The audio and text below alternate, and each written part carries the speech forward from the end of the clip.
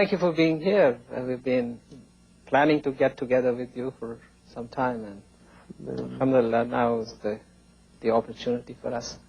Let us talk a little bit about your own, how should I say, transitions that have brought you into Islam. Maybe that would be interesting, right. Then we'll go into other things. Well, I'm originally from California. My father was a university professor in Northern California, and on my mother's side, actually, they've been in California for over 100 years, so it's an old Californian family. And I was raised, Christian background. My father was Catholic, my mother was Greek Orthodox, but I was actually, if anything, more towards the Greek Orthodox side. And then 1977, I became Muslim, which was very early on for me, just at my age. How old were you? I was 17. You were 17. And I think from then just began a journey that took me several different places.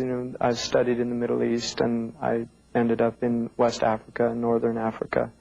But before you get into your odyssey, you said that you became a Muslim at the age of 17. Right. What brought about this change? I mean, was there something extraordinary that was happening in your life, or were there influences that, or was it just your own? No, I think it's interesting because statistics have shown that conversion of people to interreligiously, but also intra-religiously, usually occurs between the ages of 12 and 21, which people don't realize that. But it's actually more common for people of a younger age to have religious inclinations than at an older age. And I think maybe some people tend to find religion, or at least a spiritual tradition, because I was much more interested in spirituality than religion at that age. I think I kind of... That is unusual, though. I mean, spirituality is a heavy topic. I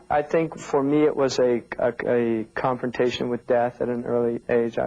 I was in a serious car accident, and that began a journey of reflection just about death and the nature of life, and also coming to terms with the fact, because I think as individuals, all of us at a certain point in our lives suddenly become aware of our mortality. And for some people, I mean, you're a physician, so I think you know that for some people it happens quite late in life, that perhaps never happens. Or never happens at all until those last moments. Like even in the Quran points that story of Pharaoh, I mean, at the end, yes. So people, I think, just the idea of mortality is something that hit me very early on in life, and looking death very close, up front, I think will give somebody an introspective perspective, and that's what happened to me. And then it began a search, because I was in Catholic schools, and so I'd been exposed to religion quite a bit, and I really, although I think there's a lot of positive things to religion, I think there's a lot of very negative things as well. And that can be said about any religion, though. No, any religion, and I'm using religion in a very broad sense of how we live our lives, right? But particularly, absolutely, I feel how religion manifests in human cultures is problematic. Well, that's interesting. We'll come back to looking at the religion and faith and spirituality a little bit later. All right. But so that after having gone through an experience, I sort of tend to think that a lot of people who convert have some defining moment of this kind. Do you agree, or? Well, this is another fascinating topic. If you look at one of the great conversions in the Islamic tradition is Umar ibn al-Khattab, and we know that he was literally on his way to kill the Prophet, peace be upon him. And by the time he gets to the door, I mean, there's a whole side scenario that takes place of going to his sisters. But in the same day, by the time he gets to the door, he's converting to the way of Islam. So conversions, it's a really unusual thing. You're saying that there's also this higher dimension. I think there's so many variables involved with conversion itself that it's very hard. People have asked me, how did you become Muslim? And I find that a really hard a question to answer, simply because you're dealing with such a multi-dimensional situation. And there's so many variables. From one perspective, we could say that our journey to whatever unfolds in our life begins literally with inception. And there's an argument, and it certainly is the Islamic one, that it begins prior to inception. So, you know, we can look at it materialistically and say, well, this happened and this happened. I was having an identity crisis, which according to Erickson's psychosocial theory, I mean, this is what happens during that period of time. We're trying to resolve our identity and things like that. So we can look at it from a materialistic perspective, but I don't think it's simply can be limited to that, although there's certainly that element exists, and I wouldn't deny that. Yeah, but I think by the same token, the kind of experience that sometimes people can look back to when they were either looking at imminent death, or I mean, I have this conversation with my patients also sometimes who are going through that, and then they say very clearly that something intrinsically or internally happens to them, and their whole view of life changes. Well, this is called fitra, right? I mean, this is what the Quran calls fitra, which is the inherent nature. And I think what happens, which is fascinating, because my own time of working in critical care, which was for about 4 years, and dealing with patients, and I was in a cardiac unit, so I was dealing with people that were dealing with heart attacks, and it's fascinating to see a vista open up to people that are confronted with their mortality, and it can be closed very quickly. And oftentimes it's the physician who is complicit in the closing of that vista, because they'll remind them that this is, you know, things are okay. All you need to do, I think, you know, you've had a slight infarct. There's not a lot of damage to the tissue. You can have a good long life if you just, you know, cut down on the fat, lower your cholesterol and things like this. And suddenly you see, within a period of a day or so, a patient who has had this impact, in which they're saying, wow, I need to look at my priorities and what's important in life and where am I going and suddenly they're back on the phone calling, and I think my doctor says I can get back to work by, you know, 2 weeks or a week. And so it's fascinating. So I think vistas do open up for human beings. And I, at the age of 17, chose to you know, to enter into that vista and really to explore it to its fullest, and it ended up in my conversion to Islam. And I think that somebody would have very similar experience as I did, and they might look at and get interested at that vista, but turn and get on with life, and I didn't, and it's been a defining moment for me in my life and a turning point. But you said that you used that moment when the pathway opened to get into Islam. Well, why Islam, though? At that time, if you well, I think what happened to me is that I became interested in after death, in what happens after death, and I began to study various traditions, what they said, and I think I was already disappointed with the Christian tradition in many ways, and partly because of just history. I was just studying. I find, you know, European history is really embarrassing for European Americans. But I got interested in looking at after-death scenarios.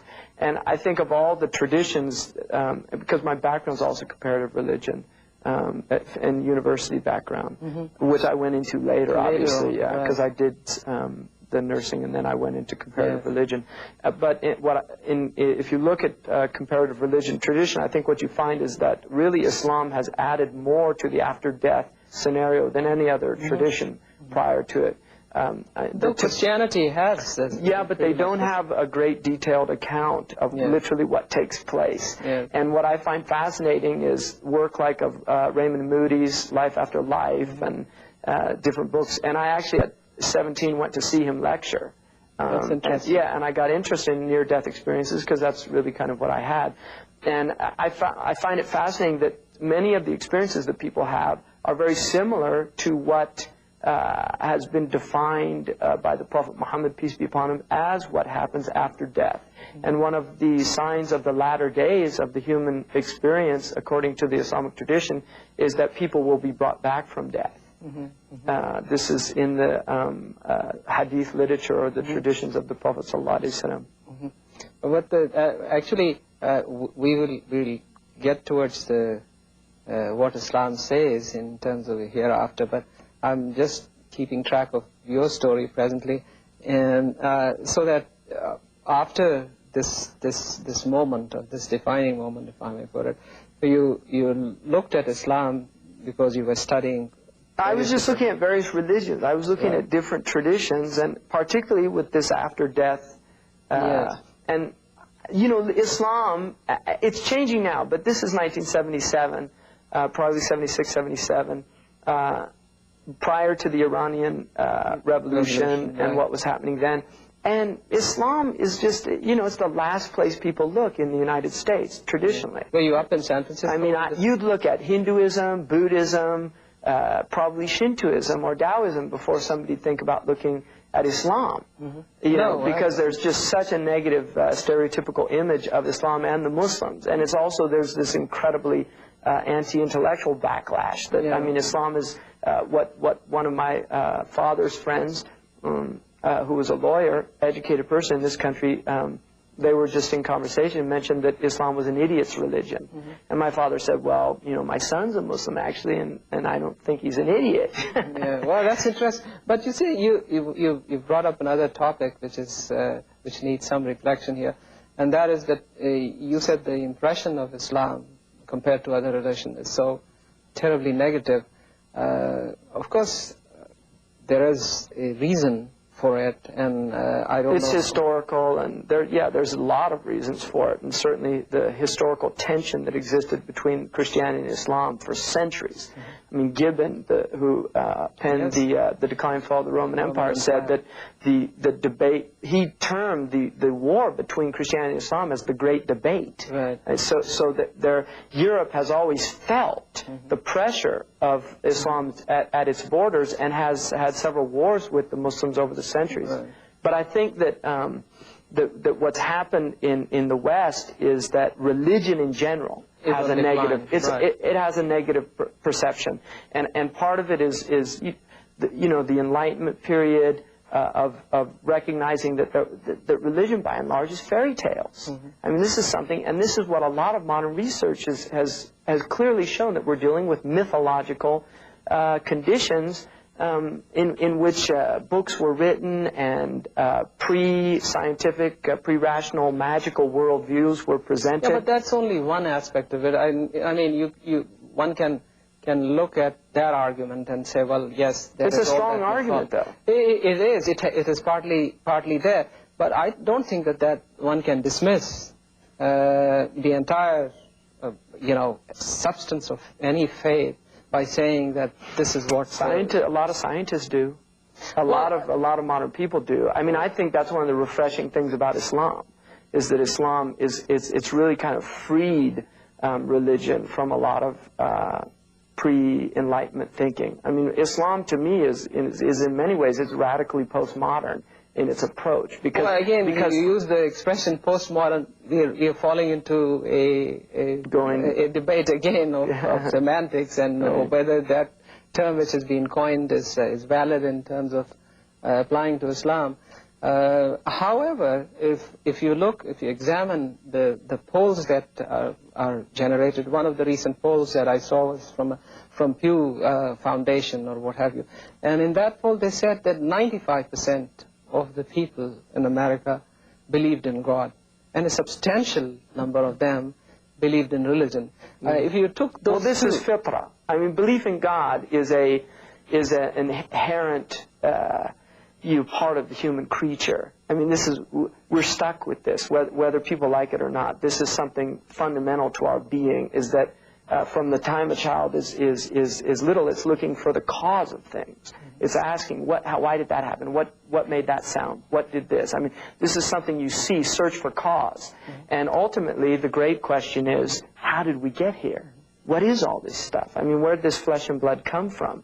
Where did this incredible synergistic biological species come from? You know, where did this eye, who designed the eye? Because we obviously see the form and function of the eye very clearly, and it would indicate that there is some type of intelligence behind the thing. No, I think people reject this statistical, billions of years of random cosmic. No, I think that whole theory that science has advanced, that given the right set of circumstances, the world can create itself, is by and large rejected on the basis of what you've just said, either fitra or intuitively people rejecting this whole notion. So I think that is becoming more and more clear. But religion, the belief in religion, ultimately to use the masses as some kind of justification for religion, I think is not really, most people don't know anything about their tradition. I would grant it that most Muslims don't know about their own tradition. And this is what I meant about Islam being radically postmodern, is in the sense that one of the things that Islam confronts you with is, why are you the way you are? I mean, you're just a product of the culture that you were born in. And this is something that I became aware of, at an early age, is the only reason I'm a Christian is because my parents are Christian. The only reason it's a congenital condition. It's a congenital condition, and I really haven't given it a whole lot of thought. I mean, I was taught that there's a Santa Claus. I was taught that there's an Easter Bunny. Had I grown up in Sri Lanka or in, it would have been something, in West Africa they call it girfaf. They scare people. Instead of the boogeyman, they say girfaf. It's this, bear-like creature that comes out and snatches little kids that don't do what their parents say. So, I mean, you're going to be defined by this cultural environment you're in, and this historical productivity, that we see that produces people and their worldviews, and is something that the Quran says, think about this. Yes, no, I think that... Should you just be following this thing just because your parents are doing it?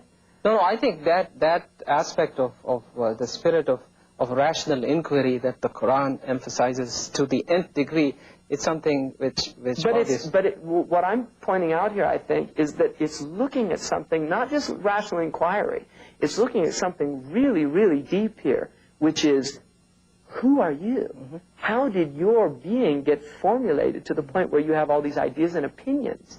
I mean, have you really given these things a lot of thought? I mean, this is a radical, this is late 19th century, this is Nietzschean, this is late 19th century, early 20th century Heideggerian questioning about one's, Heidegger called your throne-ness, right? But, I mean, it's fascinating. The Quran, Ibrahim, the prophet Abraham in the Quran, when he points out the stupidity of worshiping idols, and at one point they say to him, well, who broke the idols? And he said, the big one did it. And they said, the big one can't do anything. He said, well, then why are you worshiping them? They can't do anything. And then it says in the Quran a beautiful expression, raja'u, it says they return to themselves. Right. In other words, hey, he's got a point here. Mm-hmm. And suddenly this is the vista opening up. Yes. And they chose to not follow it. They said, this is what we found our fathers doing. Mm-hmm. And that is a radical... The other paradigm shift, actually. It's a paradigm shift. Right. And you can either go with it or become the Inquisition that wants to put out anybody that's forcing you to have to think about, the radical implications of the new paradigm that's emerging. Mm-hmm. Now, we were pursuing this journey of yours. Now you have just had a defining moment or experience, and then you already are pursuing the study of Islam, and then later on you go to college or... Actually, I was in my first semester of college, and when I became Muslim, I left that, in fact. And then I went to England, and... At the age of 17? Yeah. And your parents just sort of... I actually became Muslim like a month or so before my 18th birthday. Mm-hmm. And so, I left after, I spent a short time here, I think about 6 months. Yes.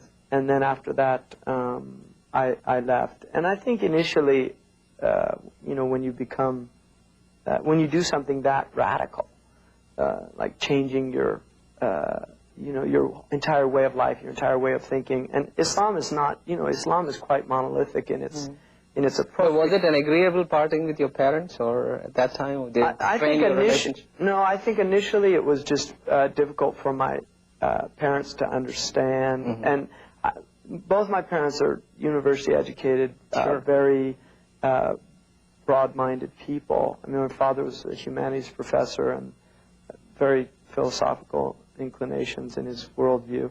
And my mother went to Berkeley, and that says enough. Yeah, that's right. Yeah. So, you know, she was very active in the civil rights movement. I mean, I grew up, you know, she took me when I was 12 to the Soledad brothers. Oh, yes. It was in the 60s. Yeah, to George Jackson's prison trial, just to see, you know, what was happening, that there were political struggles going on in this country. She was very opposed to the Vietnam War. So I did grow up with a lot of awareness. With a lot of awareness, social awareness, very much so. And certainly about the inequities in our culture. System. You know, because we grew up in an area that is, you know, probably a more wealthier area. I mean, my family, my close family, there's wealth in my family. My particular family was not wealthy at all. So I did not grow up wealthy by any means. In fact, quite probably more the other end. But idea-wise... But definitely the area we were in was quite wealthy. And so I think my mother was, you know, wanted to make us sure that we understood that this country has a lot of inequities. So, you know, my sister was in Selma, Alabama, marching with, you know, I mean, that's the type of background that we were raised in. And the 60s was a fascinating time in this country. You know, Berkeley was right across the street from where I grew up, quite literally. I mean, it wasn't far at all. And we were aware that there were big things happening, you know, in the States. So I think initially, you know, my parents... they were just perplexed more than anything. And my mother's always been very accepting of whatever any of her children have done. So you went to England and then you... I went to England and I was with a community there and was studying. And they were probably more spiritually inclined. And although there was a... Were these the Naqshbandis or... No. But... probably there was a lot of political emphasis too, that Islam is a spiritual political movement. It's not politics without spirituality, and it's not spirituality with politics. So there was, I think, a balance. You still agree with that, or you? Oh, very much so. Absolutely. Yeah, I mean, we have a personal and a social transaction here. Yes. You know. Right. So I spent a few years in that community, and then what I... But you're not doing anything particularly, you were just... I was studying. I think I was studying very seriously. Yes. But then at a certain point, I realized that I wanted to learn Arabic because I wanted to get into the sources, you know, to really experience Islam from the source. And I think being at that age, because I'm still only at this point about 22, for me, it was still probably one of these things that could go either way. You know, there were a lot of people dabbling in religions in the 60s and 70s, and, you know, you become a Buddhist for a few years. And, the transitions are, you know. Yeah, so people did their religion thing in the 60s and 70s. 60s was very much in. Yeah, and early 70s also. Yeah. You know, it started changing with... you know, I mean, certainly 69 was a big turning point because of the Manson thing that happened in this country. But, you know, and then Jonestown was a major disaster to the idea of communities and religious communities. So I think those things were going on, but I definitely wanted to study the tradition from the sources. And I got the opportunity from a sheikh who was from Sharjah, Sheikh Abdullah Ali Mahmoud, who was kind of a minister without portfolio. He was in England at that time. He was in England, and I met him, and I was just starting to learn Arabic. And he gave me an opportunity to go to the Emirates, and so I went to the United Arab Emirates, and I entered into a Islamic institute there in Al Ain, and I studied there, and I spent 4 years there, and then I actually became an imam in a small mosque. And in Sharjah? In Al Ain. In Al Ain. Yeah. And I lived there, and alhamdulillah, it was a very good experience for me. And then during that time, I had met West African scholars and became very interested in traditional Islam that was still being taught in West Africa. And I started studying with them personally. And I had one of them actually ended up living with me in the apartment that I was living at. And teaching me personally. So I learned a lot during that period. And then I decided to actually go to... West Africa. Yeah, West Africa. And that began a whole another journey. So there you spent quite a bit of time, as I understand. Yeah, I was overseas almost 10 years. Yeah. And there again, you were just learning or teaching, or? No, I was pretty much committed just to learning, and I was a mu'adhin where was this? At one mosque in Al Ain. Yes. Because I didn't want to live anymore in the institute's dorm, because they were very young. I don't think a lot of them were as serious as I was, and you know, they were just young high school students, and I was a little older. And I think I was probably more serious about what I was doing.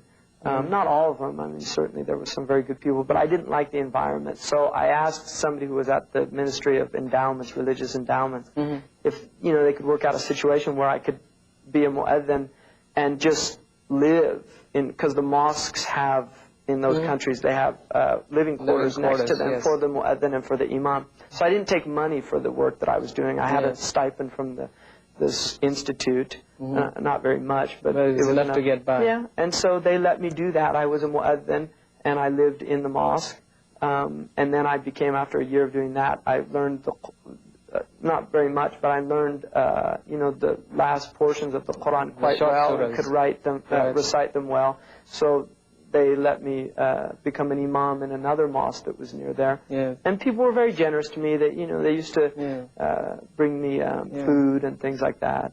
But you were now, going through several different cultures all of a sudden within a short period of time, in about 5-10 years. Yeah. And here you were up in Northern California, having exposure to Berkeley and all the things that you alluded to. Going to England, where different culture, practically, I mean, although it's Western culture, but then you were interacting with different people. Now, in all of this, your obvious contact with was Muslims, and they were from many different parts of the world, as I understand. So what was happening? Yes, that was the question. Well, that's a good question, and I think for me it was a big shock, because I think when I became Muslim here, I had no idea, because I knew so little about Islam and about Muslim cultures and about Muslim peoples, and I mean, really vague ideas in my mind about, and then suddenly, as all this Hollywood stupidity starts reemerging into the subconscious, Saracens with their sabers at the gates, Allahu Akbar, and Sinbad, and all this nonsense coming out of the subconscious. So, yeah, that thrust me on just having a look at a whole. And that was a big shock for me, realizing, first of all... Did it make you sort of doubt your sanity about, or your validity of going into Islam at that point? The reason I ask that is... No, that's a good question, because I think there was a period early on in which I did start questioning that. Have I done the right thing? Is this really... And I think that is part of what really... inspired me to want to study the teaching deeply. That's interesting. Just to find out, I'd given up my past, my background, in a sense, my country. It was a very alienating experience. And now I'm kind of wondering, looking around at the Muslims and the prospects of, of the Muslims, it was kind of discouraging. And so, I think that's a good question, because I think I did have that period. And it's hard, we have this fascinating self-delusional states in which we try to remember what actually happened, and we often create, inventing memory is a fascinating thing, because I've tried to do this, repiece. Did this really happen, or did, and in many ways, I mean, I think this whole idea of past lives is just our own lives. It's not about living, I mean, how many lives have you had? Have you thought about that? It's fascinating. I'm still thinking about it. Exactly. You think the time when you're a student, wow, that was a past life for me. Right. My pre-Islamic life was a past life for me. My childhood was a past life. So I think reincarnation is just...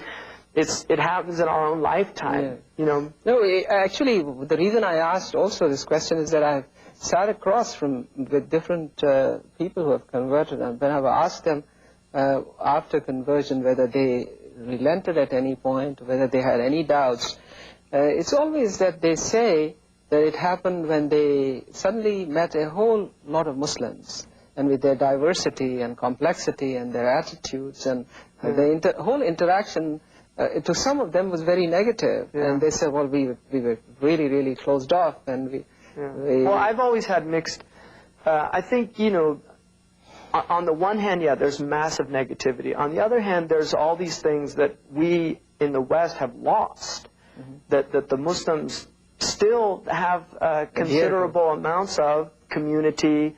You know, family is still very strong. Also just social relations. I mean, for instance, you know, you and I have not known each other a great deal of time, and yet, you know, already bonds are formed very quickly amongst the Muslims that don't happen amongst people in the West very often. It's quite rare, and yet it's quite common in the Muslim world. So I think that... So you think that then Islam is the sort of leveling factor here, which reduces these barriers amongst Muslims? That's a good question.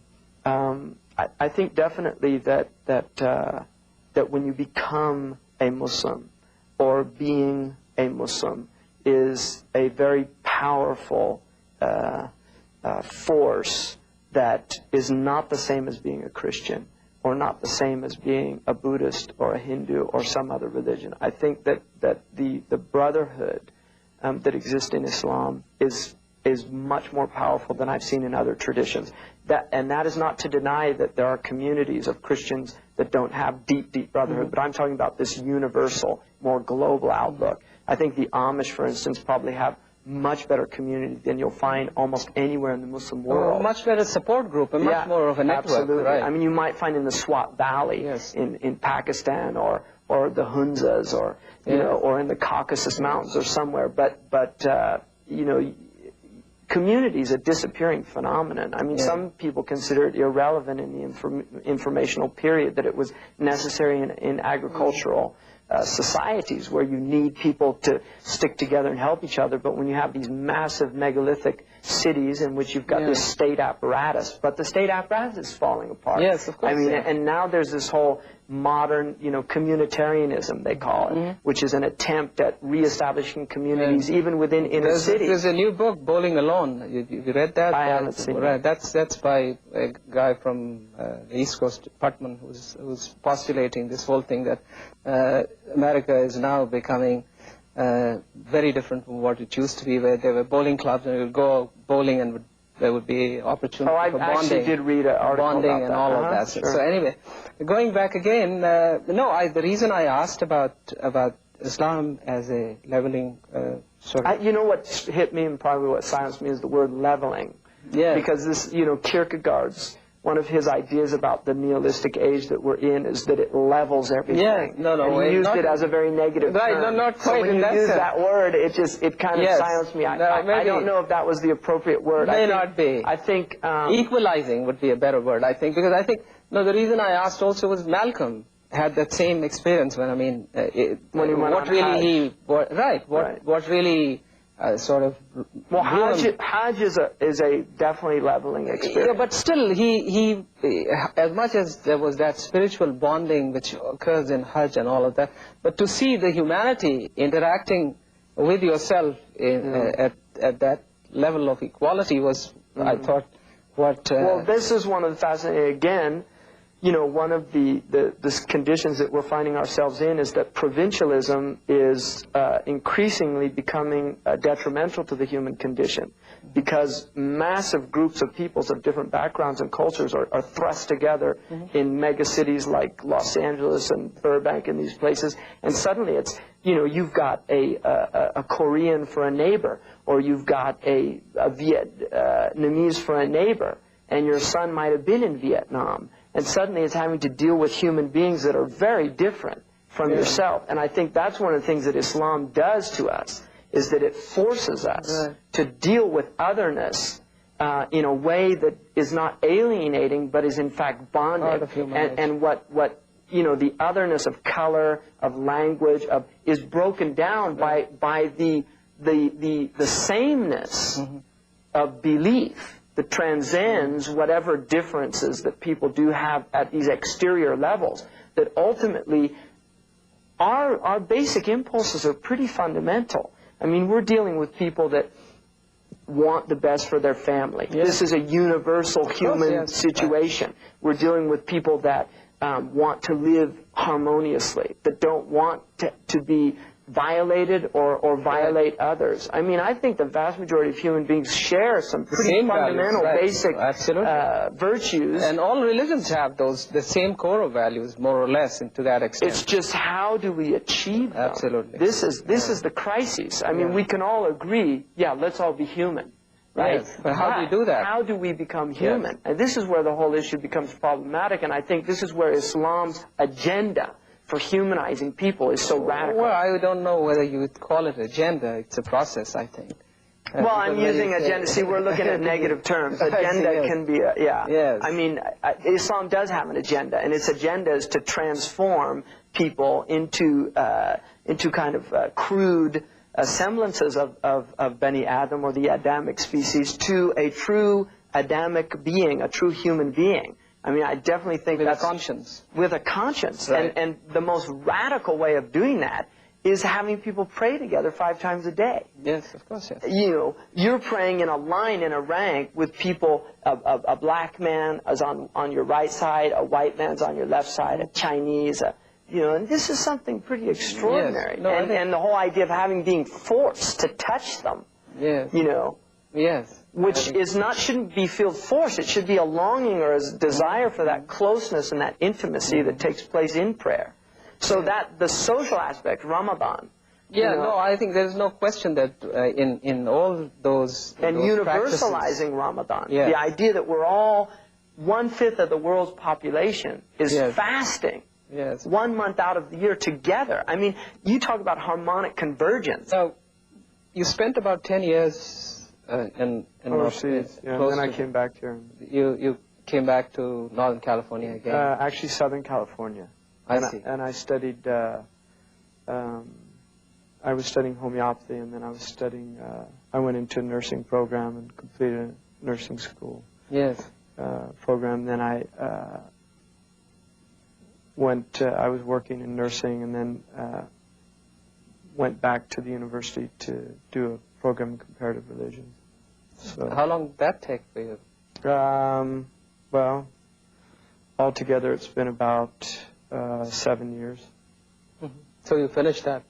Yeah, I'm actually now going to probably, hopefully next year, be doing some graduate work.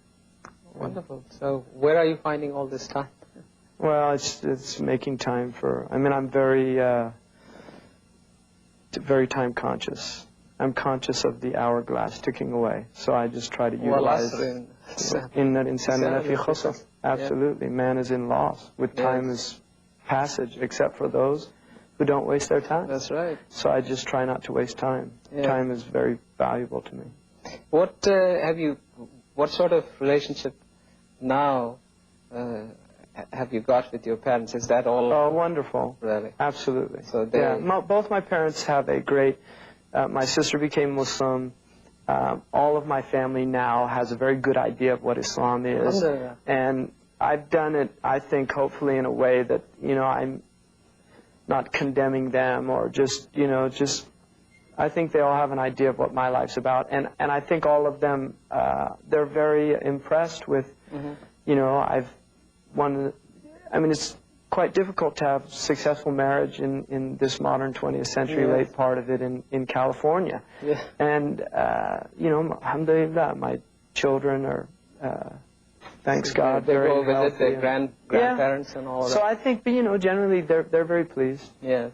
Well, that's nice. Now, coming back to Islam and, of course, its impact on your own life, which is obvious since you're quite actively engaged in learning and teaching.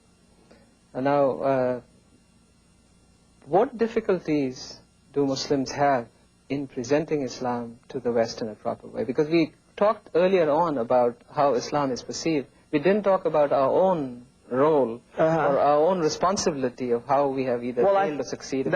Good points. I think part of it is the fact that I think Islam's misperceived by the Muslims as well.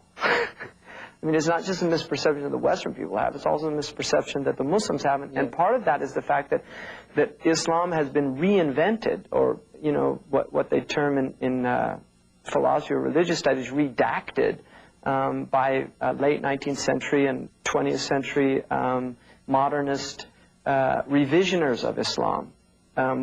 People have been called the reformers, some people call them the deformers. Who do you mean? I don't really like to get into specific individuals, because I think you're dealing with, on the one hand, infiltration into the Islamic academic cadre, which is quite pernicious. But on the other hand, you're dealing with just, unfortunately, people that were caught up in the flow of what was happening. I mean, when the Muslims were defeated by the colonialists, this was a great shock to the Muslim Ummah. And I think what happened is suddenly they were having to deal with the fact we've been defeated by the Europeans, who for centuries the Muslims had looked down on them as being unworthy of even their consideration. And you can see some of the letters that were written by Muslim rulers, unfortunately, to the Europeans, really with disdain and loathing. And so, you know, I think that one of the things that God does is He cures people with the thing that you know, with the medicine that they need to be cured, and the medicine of arrogance and pride. You know, the medicine is a very bitter medicine. It's called humility and submission. And I think what's happened to a Muslim world that became very arrogant and very prideful, we have really been humiliated. And if we don't learn this lesson... But have we? That's what my question is. I'm asking is, you say that our noses have been rubbed into the ground. Yeah. And I don't think we've learned the lesson yet. No, that's what I'm saying. But the wonderful thing about life is it keeps teaching you the same lesson over and over again. And unlike school here, where you can keep graduating on without having learned anything in the previous year, they'll put you to the next year. It doesn't happen in life. Life will just keep giving you the same lesson over and over again, and you get your diploma when you get the point.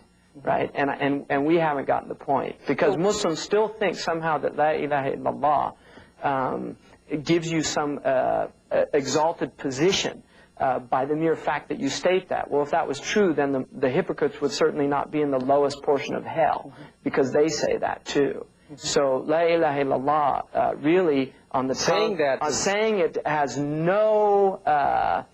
you know, no meaning unless it's emanating from the heart. Doesn't get you any bonuses. And if it emanates from the heart, it manifests on the limbs. And if it manifests on the limbs, you have a human being that's called a Muslim. And if it's not, you have somebody that the Quran clearly defines as a hypocrite, a munafiq. Somebody that, in fact, the way the Quran articulates is يُخَادِعُونَ اللَّهَ وَالَّذِينَ آمَنُوا وَمَا يَخْدَعُونَ إِلَّا أَنفُسُهُم. They attempt, and it's mukhada'a in the Arabic language is an attempt. They attempt to fool Allah and those who believe, and they only succeed in fooling themselves. And there's another version, which is the Warsh version, which says, وَمَا يُخَادِعُونَ إِلَّا أَنفُسُهُم, and they only attempt to fool themselves. In other words, the self-delusion ultimately, yeah, you can be self-deluded, but ultimately you know in reality what the truth is. So then, you know, to summarize that, what we are saying here then is that the prevailing attitudes within the Muslim community is that they haven't really come to grips with the humiliating defeat, and therefore they will continue to... And this is why we go around Christian bashing, which is a very common Muslim activity, you know, to feel good about ourselves, to point out how horrific the Christians are. Why isn't that there is a change? I mean, what is happening though? What do you think? Let's examine that. Why isn't there a change? Why aren't we looking? Well, they say the best definition of madness... Do we have the Rishava or... They say the best definition of madness is to do the same thing over and over again and expect different results. Yeah. So I think in one sense we've been afflicted with a type of madness, and unfortunately, post-traumatic stress syndrome is, you know, it has deep repercussions. And I think the Muslim Ummah as a body is suffering from post-traumatic stress syndrome. Yeah, but then what are the remedies? Where is the CPR? I mean, we're now talking about... where is the CPR? Well, you need doctors and nurses for that. And this is a good point, because I think part of our struggle is the fact that we do not have any more institutions that are producing human beings of a brilliant intellectual caliber and a spiritual depth that can not only diagnose but also treat the patient. And traditionally, this has been the realm of the ulama al-amilun, who are called the awliya, the people that are close to God in their knowledge and in their action. And those people traditionally have guided the Muslims through their devastating periods of time. Well, you can see quite literally that, and I don't like to get into colonial bashing, because I think it's a real dead end for the Muslims. Victimization is a dead end road. But nonetheless, there are some important features that need to be looked at. And one of them is the fact that our libraries, our scholars, our khanaqas and madrasas and tekkes and all these places where there was spiritual preparation, intellectual preparation of the Muslims, they were literally shut down. And not only that, but the governments that were created, and Social Reform in Syria is a good book to look at, talks about this. The governments that were created by the colonialists, and this is the fifth column, which ultimately I've never seen historically, and historians would obviously verify this or negate it, but I personally have not seen historically where there was a conquering of a people without that fifth column element. And this is why the Quran says, "Hum al-adu fahdharhum qatarhum Allah," that the hypocrites, they are the true enemy, and may Allah destroy them. Because these are the people that have been complicit with the colonial enterprise and the neo-colonial, and we can almost say, why say neo-colonial? Because as far as I'm concerned, colonialism's never ended. It's just changed forms, because the chameleon-like nature of the West is one of its most extraordinary features, that it's able to change its form. Its cloak, yes. And this is what media and television is all about. Yeah, well, that is now cultural imperialism. We will come to that. But then what you're again pointing out is that we are indeed in a double jeopardy, if I might put it that way. One is that we feel that there is a conspiracy that the West has on one hand. On the other hand, we do not seem to acknowledge that we are no more the power, and we are nothing in terms of amounting to anything in the scheme of things. Well, neither was the Prophet's Medina in the 7th century, so we shouldn't forget that. No, we shouldn't. And the Quran very clearly says, "Kam min fi'atin qalila ghalabat fi'atin kathira bi'idhnillah."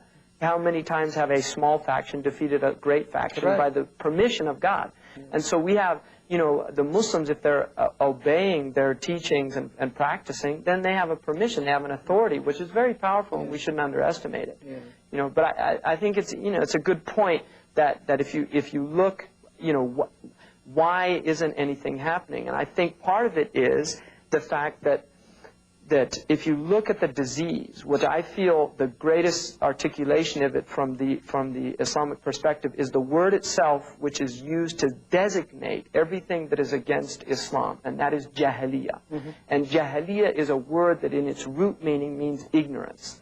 And this is the whole argument of Islam, that you reject the truth out of ignorance, that you only do things that are bad out of ignorance. And this is Socratic teaching as well. I mean, even the Europeans have this idea that people don't do bad things if they really knew what they were doing. And this is part of what Islam does, or what God does through Islam, is literally to open the eyes of people, to let them see. I mean, one of my favorite things that's happened in recent popular culture is this Kathy Lee Gifford incident.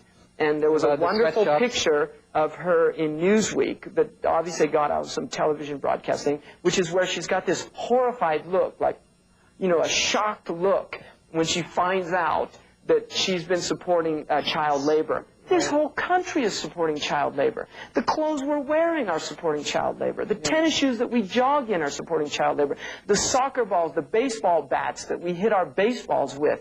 I mean, the whole thing is supporting child labor. Don't blame Kathy Gifford. Blame the whole country. Yes. You see, and this is what people don't want to deal with, is that, no, we have to look deeply at what's going on. Well, the human so then condition. this, what you're saying that, I mean, the example that you've used is of, how should I say, of using people or of abusing people to create to support the consumerism or what have you. But getting away from the because that brings us to the issue of justice and economic justice and then the Quran. We'll get into that. But let us talk a little bit now of why is it that looking at all of the Muslim countries, 50 and odd, 55, 56, I don't know. Whatever the number is. They've grown in the last few there years. still isn't either an awareness, one, or acknowledgement, or formulation of some kind of vision or strategy. What is our worldview now? Well, this is part of the crisis again. Yes. I mean, we're an ummah in search of a worldview. One of the things that David Chittick, in his Vision of Islam, wonderful book, this is one of the things that he puts forward, is that the Muslims have lost sight of a Quranic worldview, you know, the Weltanschauung, of what, you know, it's not this, what Guy Eaton in the Islam and Destiny Man calls a Boy Scout religion. This is what we've been reduced to thinking that Islam is. It's going around doing good deeds. No, it has a way of viewing the world, a vision. And if you don't have the vision of Islam, no matter how sincere your efforts are, you're not going to be anything other than a glorified Mormon or a glorified, you know, Jehovah's Witness or somebody who's out, because they're doing good deeds. Yes. I mean, that doesn't, the moral element of Islam is not what makes us unique as a community, because every community has a moral element. No, it's the vision, it's what the tradition was called the aqidah. It was the understanding that Islam imparted to human beings, which enabled not only the morality to function, but also for there to be an absolute clarification of what exactly morality is. Yes. Because there's a great deal of confusion in our modern world. For instance... But there is confusion within the Muslims too. That's absolutely, because we don't have this thing anymore. No, so you're asking... Not only that, but the thing that is interesting now is that there are Muslims and there are pious Muslims. Wonderfully pious. Wonderfully pious. Absolutely. But then if you look at that, if you look at the whole world of Islam presently, these Muslims who are pious, some of them, very few of them, are also actively engaged in a social emancipation. Right. Social justice. The rest of the world. Well, this is the separation of deen from millah. Yes. Because Islam has these two concepts. It has the personal, which is deen. This is our relationship with God. But it also has the millah, which is the collective group of what our goal is as a collective body. Yeah. And the goal of the collective body is the establishment of social justice, right, which is called Sharia, the sacred law. Now, one of the things that you see... No, but I want you to answer also. This is important because we get back to this colonial idea. Yeah. The Quran very clearly says, لَن تَرْضَ عَنْكَ الْيَهُودُ وَلَا نَصَارَ حَتَّى تَتَّبِعْ مِلَّتَهُمْ. The Jewish tradition and the Christian tradition, which is not religious, it's their social phenomenon, which I now think is Europe and America. This is the Judeo-Christian phenomenon. They will not be content until you follow their millah. Now, in the Quran, it does not say deen, which is their personal piety or their personal transactions with God. No, it says their millah, how they function as a collective body. Now, the dominant millah of our modernist condition is the consumer society. This is the idol of the age, consumption, that we were born to consume. Now, first of all, two interesting things to note. One is that consumer in Old English means the devil. And the Quran says, إِنَّ الْمُبَذِّرِينَ إِخْوَانَ الشَّيَاطِينَ. Those who are gratuitously extravagant are the companions or the brothers, the brethren of the Sayateen, the Shayateen, who are, you know, this perverse element in human society and in the human heart, which is calling people to lower functions. And so the idea of the consumption now is being presented to the world as salvation. As salvation. Right. That you will be happy through buying. Yeah. That you will be happy if you will have all those goods that are going to make you happy. This is the constant message of the television, the constant message of media, the message of government. More. If we can just make more schools, if we can just put more computers in the schools, if we can just have more prisons, there'll be less crime. So everything is more. That, unfortunately, is a part of capitalism. Well, yeah, at its last stages. But what Islam is saying is no. By having less, you have more. By diminishing your exterior wants and increasing your interior wants. Because we have interior and exterior wants. Our interior wants are not the same. Because if I'm cold, it's my body that's shivering. It's not my soul. And I can deal with that. I just put a blanket on and I can resolve that crisis. But if my soul is shivering, then what do I use to cover up that? Well, you can attempt to put a blanket, which is what consumerism is. You see, no, buy, and the blanket doesn't work. Well, here's a new and improved, right? This is what they love to use in their commercials. The new and improved blanket. This will really make you warm. Oh, this new car. Wait till you get this new stereo, this new television. It just keeps going and going and going. And in the end, this human being is left consumed. Because the consumer is ultimately consumed. Because life consumes us.